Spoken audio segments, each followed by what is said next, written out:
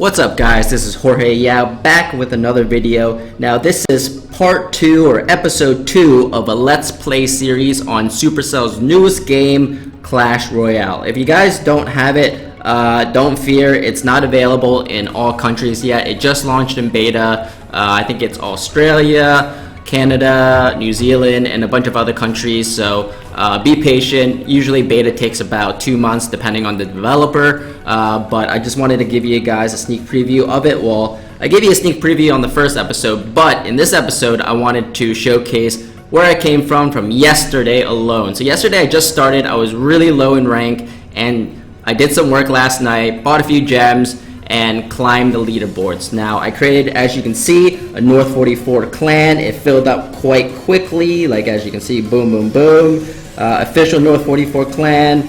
We have 50 out of 50 members. It filled up super quickly, which is awesome. So you can request cards, which is cool, in the clan. I don't think there's anything else. You can do friendly battles. That's another cool thing about it. You can do friendly battles. So a lot of this looks similar to Clash, as you guys can see. This game is not available on Android yet. Probably not until after global launch. We'll see. I don't know if Supercell released this game on both Android and iOS at the same time. That being said, I wanted to make some corrections though on what I said in the previous video. So the arena is actually the PvP component of the game. I did not know that. I thought arena was like PvE, like a conquest kind of thing where you have nodes and it's, you know, just single player. But there is actually no single player. The single player is some training match thing that you can play that you can't get chests from, but you can still play. But it's kind of cool. So no single player. Right now I am currently sitting on the global leaderboards at number 5. Now I was number 3 last night, and then some players caught up with me, so I'll try to keep going up and reach the top spot, but we'll see. In the local, I think I'm number 1. I don't think anyone's overtaken me. Nope, I am number 1, so by a large margin, so that's pretty cool. Clans, let's see, local, anyone there? I think this is international. So things are a little bit slow right now. I think they're ramping up their servers and everything else because the UI is a bit slow right now. So as you can see, I have some chests that are pending right now. I have some achievements that I actually accomplished. I have one more, friend in need, donate 25 cards, so I'm almost there on that. But the cool thing is I literally just made it to Arena 6 right before recording this video. Now, so if for those of you guys who don't know or are unfamiliar with the game, there are arenas. So once you finish the tutorial, your arena is basically like a league. So in Clash of Clans, as you guys know, once you hit a certain trophy amount, you get to a new league. This is essentially the same thing. However, the major difference is cards are gated by the league. So each league, as you can see, Arena 1 unlocks these cards. Bone Pit, which is 400 plus cups, unlocks those cards. Barbarian Bowl 800 plus, those cards, and so on and so forth. So my goal was, so last night I was having difficulty getting to 1400 plus trophies to get to Arena 5 to get the Wizard. I think that's Lightning, and then this Mirror card. Now the reason being is I think matchmaking is not quite there yet. I don't really, that's not really a surprise to me because they probably don't have the player base or the population of players yet to do correct matchmaking. But what I found yesterday was it was a breeze, super breeze to get to about 1250. I got past 1300 pretty quickly, but from 1300 to 1400 took me about 2 or 3 hours. And the reasoning is around 1300 to about 1375, I was finding matches within my own arena, so people between 1300 and 1400, and that was fine because they had the same cards that I had.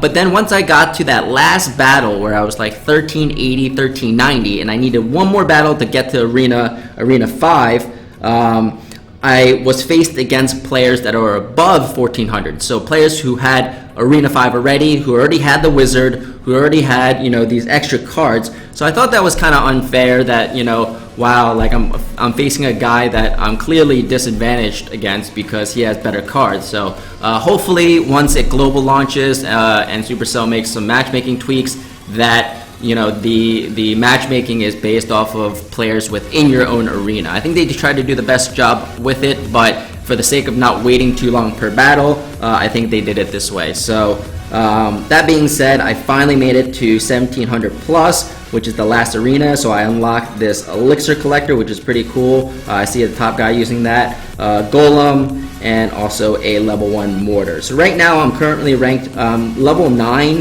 which is the combination of upgrading your cards and donating cards to clanmates. So the weird thing about this is, like, you know, I have a set of cards in my battle deck that I use, but when you get cards, you get them from chests, so you don't get to choose which cards you get now. So it could be a random of any of these cards, and so you don't really get to choose, and that kind of sucks because I want to upgrade the cards in my deck to the max level. But conversely though, on the opposite end, at least you get to, every time you upgrade any cards in your collection, it contributes to your XP. So let's see, I'm about a third of the way through getting to level 10, and the level actually does matter. So the level indicates the strength of your king and tower. So with each level, your defensive king, tower, and your 2 side towers gain some XP. So that helps out a lot when you're playing in PvP.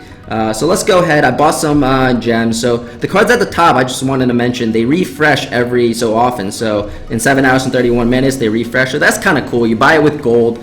So if you're missing out on some cards that you need for the next level, you can buy them cheaply. Now keep in mind though that the first card that you buy, so let's say I buy this card right here, the minions, for 5 gold, it increases in price as you go up. So and depending on the rarity, it can go up a lot. So as you can see, for my epic prince to buy another card is 37,000 gold. So keep that in mind. Also too, the treasure chest, the amount of gems that it costs to buy each chest goes up with your arena. So when I was in arena 5, the magical chest was 500 gems, and now I noticed that the magical chest is 600 gems.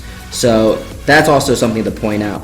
Other than that, not too much. One cool thing though is you can go to this thing called TV Royale, which showcases some close matches between top players. So a very cool feature. You get to see what other players are doing and what strategies they're using. So you can see there that the battle that got me into the last arena, Arena 6, was a win that against Long Island 07. And Long Island 07 is ranked number 2 in the world. So I was number 10 fighting number 2, and I was so happy when I beat him because not only did it move me up in rank to number 5, but also it unlocked Arena 6, so I can get cards from Arena 6. So you can see an Asian dude up top who's just running the leaderboards right now, simply because I actually played him a couple times, which sucks about the matchmaking. I played him a couple of times last night, and he just completely slayed me. Like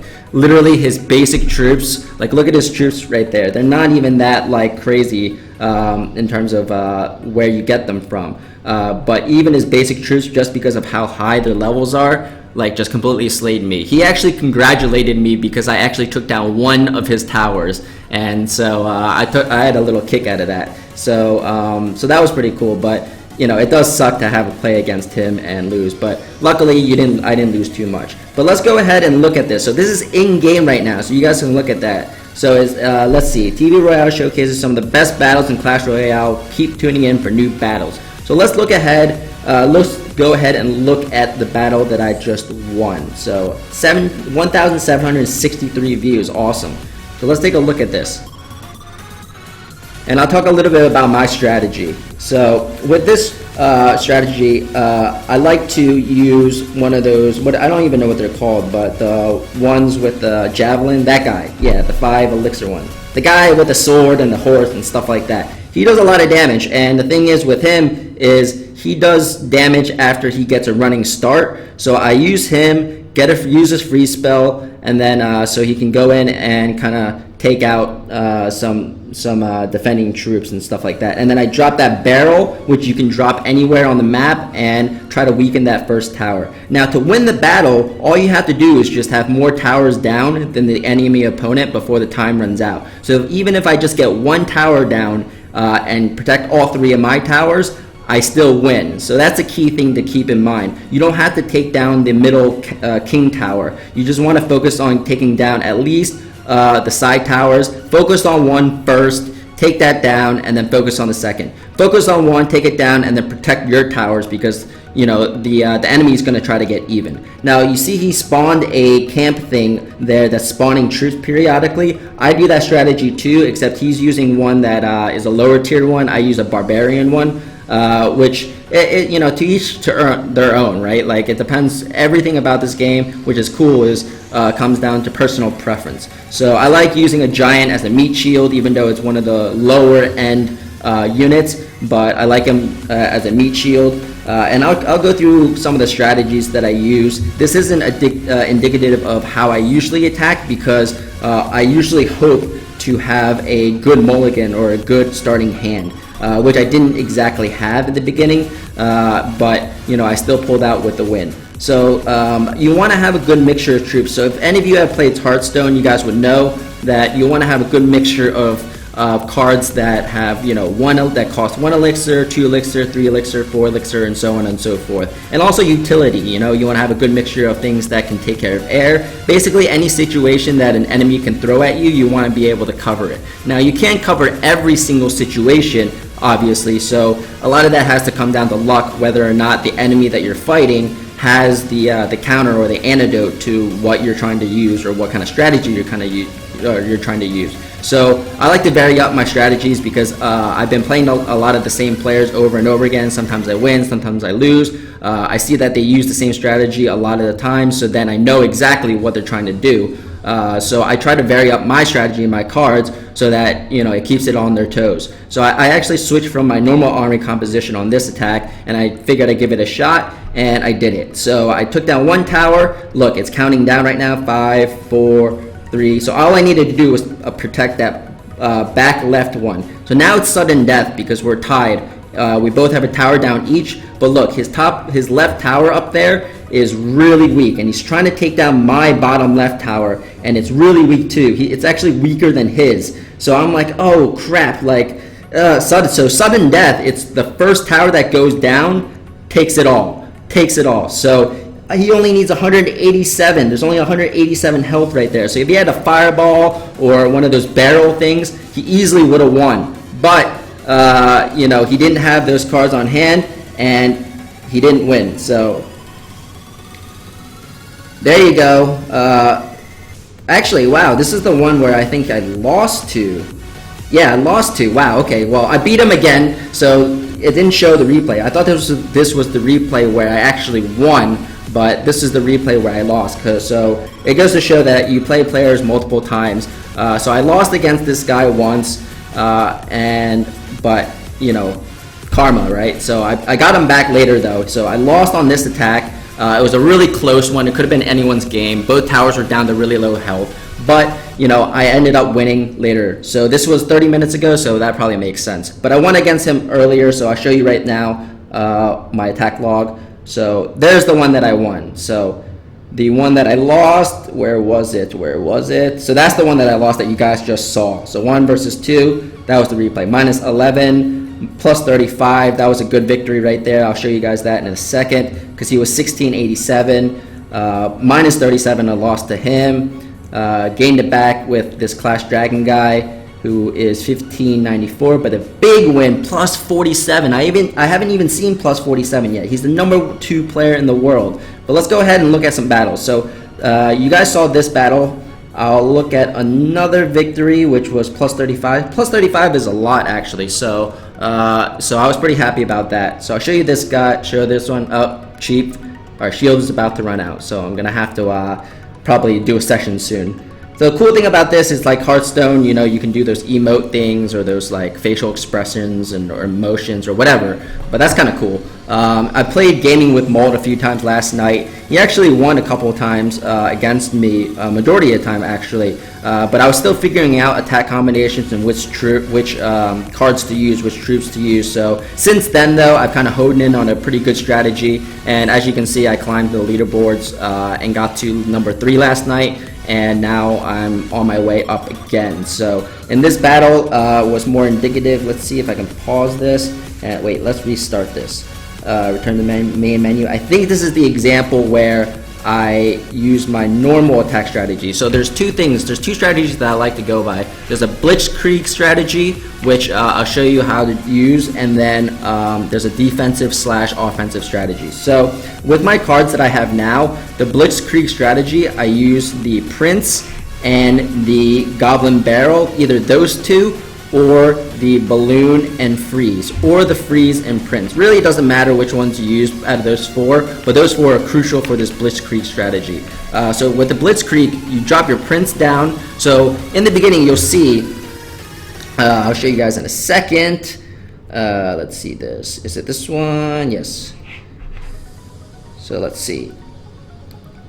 Look at my starting hand. So in my starting hand, this is perfect for me. So exactly what I wanted. I wanted a free spell. I want a mixture of different elixir cards. So you see that 7 card right there, the 7 elixir. It's a barracks basically, or a camp that spawns troops periodically. So this is the high tier one where it spawns barbarians. There's a lower tier one that costs I think 6 elixir, 6 elixir, and it spawns like those spear throwing goblins. I like the 7 one because the barbarians hit longer, and it's basically a good distraction. So if that's in my hand right in the starting hand, I put that down immediately. So you'll see in a second, boom, because you start with 7 elixir. Now most players, like if I don't have that in my hand, I'll show you in a later battle. If I don't have that card in my hand in the starting hand, what I'll wait and do is wait till about 8 or 9 elixir before I start dropping a combo. And by a combo, that's where the Blitzkrieg comes into play. So if I had, let's say, a free spell and a Prince,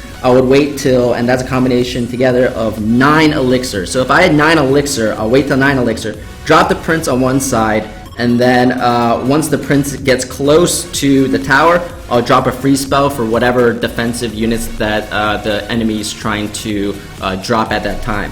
Another Blitzkrieg strategy is using the same combo, except instead of the free spell, you use the barrel guy, the goblin in the barrel with the 4. So it's the bottom left, it's the goblin hopping out of a barrel. It's 4 elixir, so still 9. I'll wait till 9. I'll drop the Prince. The Prince will rush in. When he's rushed, he does more damage.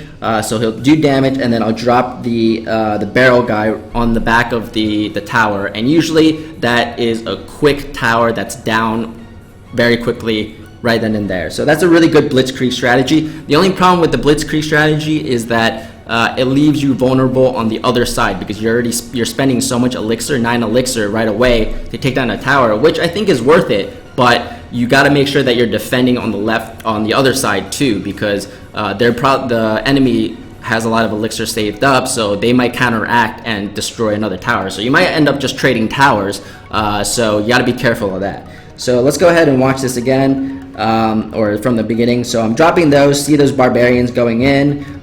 So it's really mainly for distraction. So I'm going to use troops, and he's focusing on my right side, so I need to protect my right side.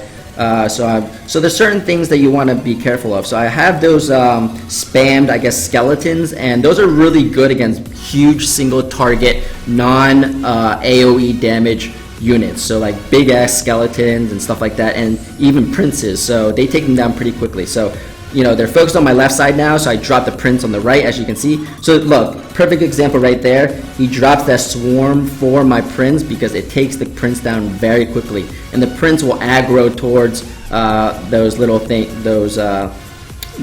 skeletons. So, but the Prince did take down a considerable amount of health, so that was good news. And so, knowing that, I didn't want those skeletons to destroy my tower, so I dropped a baby dragon because baby dragons have splash damage. So I used that baby dragon to kind of take those out very quickly, and the baby dragon's going, attacking, and then boom, I dropped that barrel, and GG tower. So first tower down, I'm looking good. I have 2 towers, lots of health left. He drops a Prince on the left side, but I have some troops in the back. And now I'm thinking, okay, what should I do now? So I dropped the, so I have 8 elixir right now, 7, and then I dropped my another camp. So those camps help out a lot because, you know, it keeps them distracted and, you know, something for them to worry about, and waste elixir. The whole point is to make them waste elixir and make the best use out of your elixir. So I dropped my prince again, another prince. He's getting attacked by air units, which is okay, but you know, it kills him, but I do a considerable amount of damage on his tower. I drop my baby dragon again to do splash damage, take those out. So Barb's still spawning from that camp. He tries to go for sneaky and tries to go for my right tower, but I have some low level goblin archer or spear archers on available to kind of defend. So like here, those barbs actually came in handy because those skeletons could have easily taken down my left tower, but because I had those barbs coming out, they didn't. So I wasn't too worried about that right tower. I knew I was going to lose a tower, but I was going to get the left tower on his side. So boom, I dropped the barrel, and he's just on the thread of dying, just inches away from dying, and he just won't go away. And he's basically, you know, just in panic mode right now because he knows that he's over. He has a fireball, you know, he's gonna use his fireball, but he doesn't really have too much to go on. I freeze those units right there, so it buys me some time to take them out.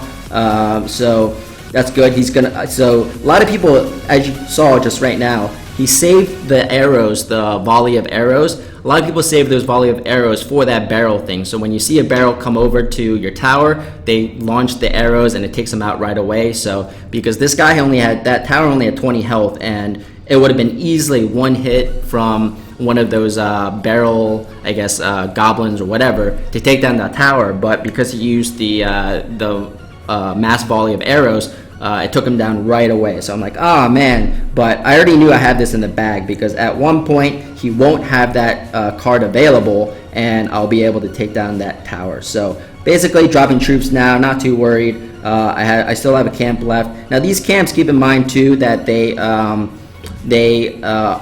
only last a certain amount of time. So I think it's 1 minute for the barbarian one, so it drains life over time. So a lot of people, what they like to do is like shoot a fireball at yours so that it decreases it, or even if it doesn't kill it, that's fine because that just takes away time that it has to, you know, generate troops from. So, and it costs 7 elixir, which is a lot. So you want to have positive ROI on that, which means you want to make the most out of your camp before it gets destroyed. And the enemy's goal is to minimize the amount that you can utilize that camp by destroying it. So let's move on from this. I know this video is a little bit long. I'm going to do a lot more Let's Play videos, but I really wanted guys to show you the one that got me into the new arena. So I was currently, what rank was I? I don't even know, I think, but I was 1682. I needed one more, and I was hoping to get someone easier, but I got someone who was a lot harder. The number 2 player in the world, Long Island 07, with 1918 cups, and I won with only 1 crown. So let's look at this replay. I'll keep it short because I know this video is a bit long. So let's go ahead. So look at my draw. I didn't get what I wanted in terms of the camp. So I dropped my my prince first, trying to get that first tower down. I freeze whatever is there so he can do as much damage as possible. But you know, the guy keeps trying to drop troops down, which kind of sucks for me, but at least I get some damage down. Now he's not doing that much damage, my prince, because he doesn't have a running start. Once he has a running start, that's when he does a lot of damage. So wasn't kind of happy, not off to a good start, but it is what it is. I still won, so that's great. You know, that's a crying emote, so pretty cool thing. Kind of taken directly from Hearthstone, where you can send like greetings and like preset things like of that nature. So I dropped the camp on the left side just to keep him distracted on the left, and you know, I'm not too worried about the right because he's not really dropping anything right now. He drops a level 6 what is it, the goblin camp, so it's 1 tier below the camp that I have. But it spawns units, goblin units, as you can see, that shoot both ground and air. So that's the benefit of it. It shoots ground and air. So I'm wasting basically princes on the right hand side trying to get into that core, but you know, I drop a mass of skeletons. Good thing, as you can see now in retrospect, because you can't see his cards when you're playing, he didn't have the spam arrow thing, so that's perfect for me. And you can see that his camp just died, it expired, so we're back to square one. I'm in a pretty good spot. His right tower is about half health, and my towers are about, you know, a quarter, and my left one's pretty good. So right now I'm looking to see, okay, what's a good combination? So I want to take down that right tower first, so I drop that barrel, and I freeze everything. So that freeze is crucial, and I knew that, you just heard my voice crack, but I knew I had that freeze, which is why I was waiting, saving that elixir, and so I froze it, took it down, perfect. So now I'm in a very good spot. Now I'm playing more defensive rather than offensive, because I know that I'm already in the lead. I can secure the lead just by protecting my towers. So that's exactly what I'm doing right now. I'm protecting my towers. So loons are pretty good. They're slow, but they do a lot of damage. So a lot of people pair loons up with freeze, and yeah, they do a lot of damage. So I like them, but you know, it's, you know, to each their own. So I'm trying to take down that left tower over there on his end, but you know, not really succeeding. Should have played a little bit more defensive, but it's okay. So I dropped my camp, so at least I have some protection. He drops a Valkyrie on the right hand side, but time's already running out. So he's trying to do everything and throw everything at me. Oh, another thing to keep in mind is once it gets to a certain amount of time left, elixir is ×2, so it speeds things up quickly, so you can start spamming troops and everything like that. So so a lot of players, they'll play the long game and hope to, so basically they'll play defensive at first, and then once the that buff kicks in, then they'll drop everything to kind of bum rush you. So there you guys go. I'm going to do some gemming, but I'll probably do it on my next video in Let's Play episode 3 and see how far I can climb. So I'm excited to be in Arena 6, the last arena. I got some new cards from there. I got the Elixir Pump, the Golem, and the Mortar. But that does it for this video. Thanks again for tuning in. If you guys liked the video, Chief, our guard is about to end. No, I gotta go and yeah, perfect timing actually. I'll cut this video and then do a session. But if it's on my Yaz Squad account, I don't really care, so we'll see. But then again, yeah, thanks for tuning in. This is Jorge Yao. Tune in, don't forget to tune in and keep an eye on my YouTube channel for episode 3. I'll do some gemming for chests, and I'll show you guys where I'm at, and kind of let you guys know any other strategies that I've seen or used that have been working pretty well. Let me know what you guys think of this game in the comments below if you have access to it and if you played it. I'd like to hear your thoughts on it. But overall, pretty good game. Again, thanks for tuning in. This is Jorge Yao. Don't forget to comment, like, and subscribe. Peace out, guys.